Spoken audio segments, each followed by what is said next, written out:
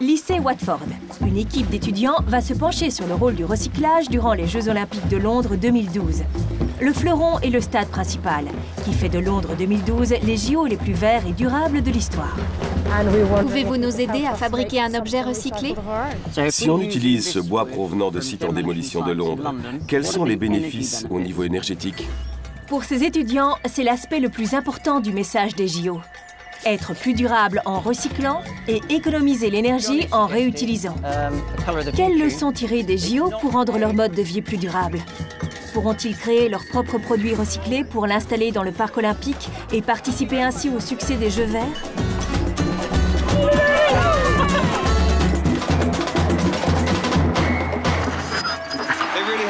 La capitale a été complètement transformée. En 2012, les JO sont organisés à Londres.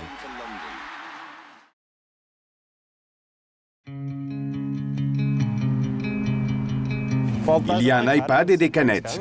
À quoi vont servir les canettes? Une journée d'école se termine pour cette équipe d'étudiants du lycée Watford au nord de Londres. Voyons ce qui nous attend. Ils étudient les sciences et les maths et vont vous présenter leurs grands défis olympiques. Leur mission, c'est le recyclage. Mais elle ne va pas se limiter à des canettes en aluminium. Cool, on peut regarder un film. Il y en a un là. J'allais... Ils s'apprêtent à rencontrer un des architectes du stade olympique. On voulait que le stade olympique soit le plus recyclable possible. Cela signifie qu'on ne se contente pas d'utiliser des matériaux recyclés, on étudie aussi la construction pour que ces éléments soient recyclables. On aimerait que vous veniez dans notre bureau chez Populous. On verra si vous êtes capable de créer une partie du stade vous-même, tout en veillant à ce qu'il soit le plus recyclable possible.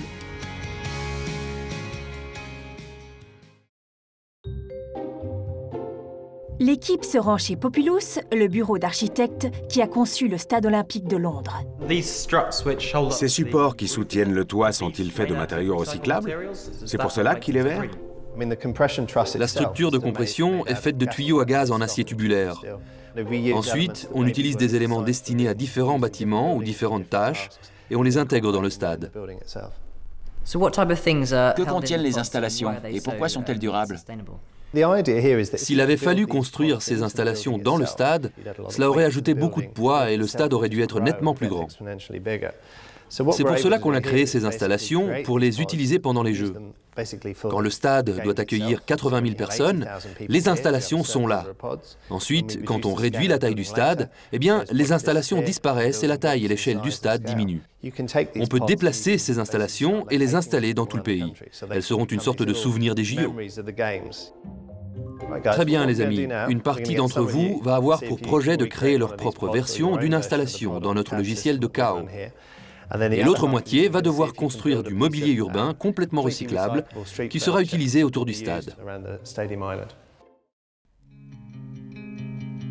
3 membres de l'équipe se rendent dans un café fabriqué à partir de vieux containers avec vue sur le stade olympique.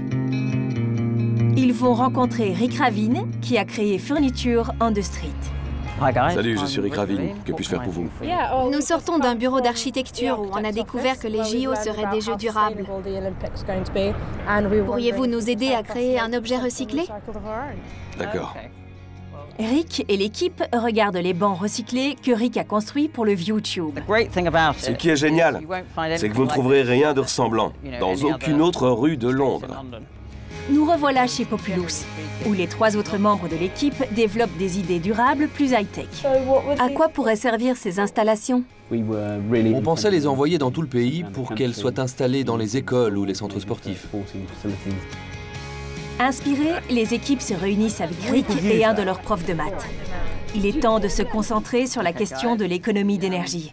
Voici un échantillon du bois utilisé pour construire le banc pentagonal que vous avez vu.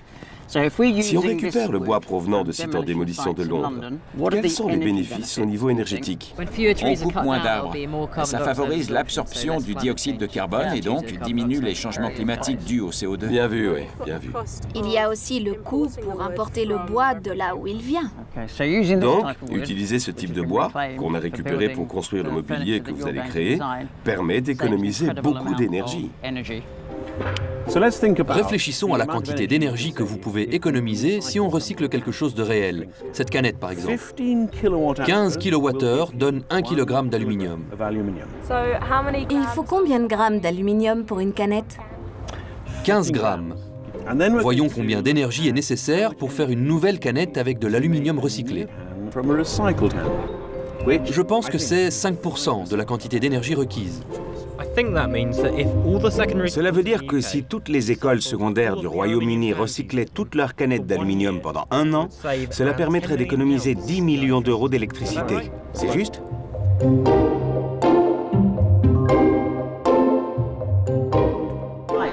Salut. Maintenant, nous allons concevoir un banc. Vous avez regardé dehors et découvert des idées passionnantes. Nous allons nous atteler à ça cet après-midi. Puis Paul, le manager de YouTube, et moi-même déciderons lequel des 6 projets sera mis en œuvre et installé dans le parc olympique. C'est parti!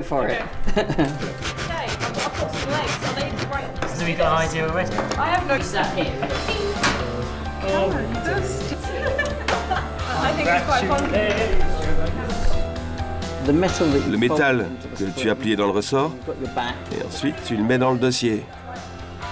Il y a un socle en aluminium à l'arrière et un seul morceau de bois. J'ai le plaisir de vous annoncer que le gagnant est...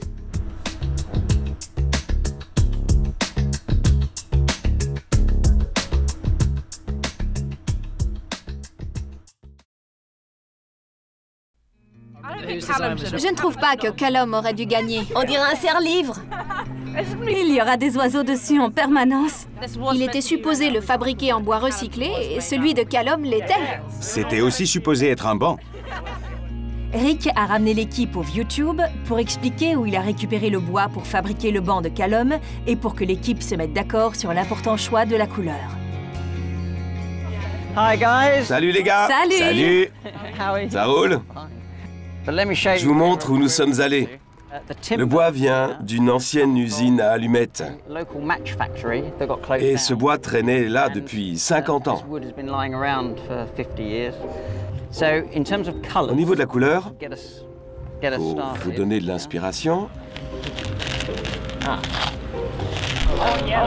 Jaune, il y a trop de jaune. Jaune, il y a trop de jaune. Johnny proposait la couleur de YouTube. C'est pas une couleur standard, mais on peut la trouver. Qui vote pour le bleu? Ok, 2. Qui vote pour le jaune? Quel succès! Qui vote pour la couleur du YouTube? Ouais. La prochaine fois, vous le verrez, il y aura la couleur vert-jaune du YouTube.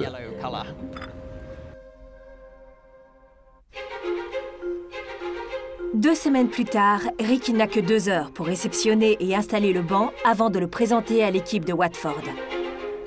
Mais ce matin, il y a eu une alerte de sécurité sur le site olympique et le camion ne peut pas livrer le banc. Il faut le transporter à la main et Rick n'est pas sûr qu'il passe les barrières de sécurité et qu'il sera installé à temps.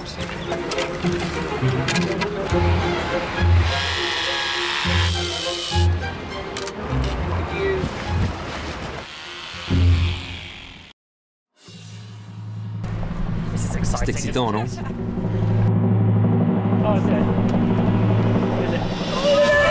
Waouh! Ah, génial! J'adore! Génial! Alors, qu'en pensez-vous? Ouais, c'est beau.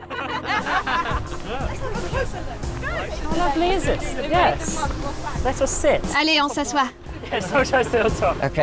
Alors, vous en pensez quoi? Il est très fidèle à l'original. Il est beaucoup mieux que ton modèle. Ouais, je pense qu'il est mieux. Oui, bon, le banc est très beau, mais est-il durable? Ouais, je pense. Le bois vient d'ici et sans cela, il aurait fini à la décharge. Il apporte un plus à cet endroit. Qu'en penses-tu, Callum? Ton projet a été mené à bien? Ah oui, oui, tout à fait. C'est génial.